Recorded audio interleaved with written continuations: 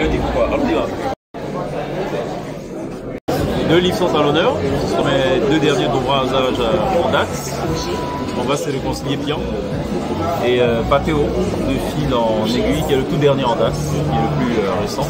Le premier parle de la réconciliation sous un angle assez particulier, assez bizarre, faut bien l'avouer. L'idée elle est venue de quoi? Je me suis dit, au sortir de la crise post-présidentielle 2010, il fallait apporter sa contribution à ce fameux concept de la réconciliation. J'étais persuadé en ce temps-là que beaucoup d'auteurs, beaucoup de gens allaient écrire sur la réconciliation. Alors, si tout le monde écrivait sur la réconciliation, si tout le monde en parlait dans les médias, est-ce que ça allait porter des fruits ou est-ce que ça allait être quelque chose d'assez pérenne? Je me suis dit la meilleure façon de le faire, c'est d'abord d'utiliser le canal du livre parce que le livre traverse les générations. Et deuxièmement, je l'aborde sous un angle un peu étrange. Je mets les Ivoiriens dos à dos en vérité. Voilà.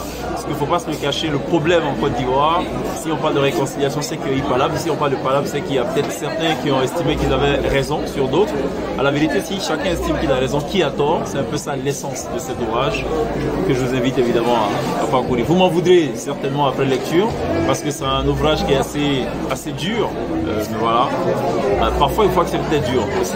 Deuxième ouvrage, ça parle de l'illustre Patéo, qui est un modèle en soi de réussite, qui est un véritable repère à un moment donné où on se pose des questions s'il y a encore des repères sur le continent africain. C'est une boussole.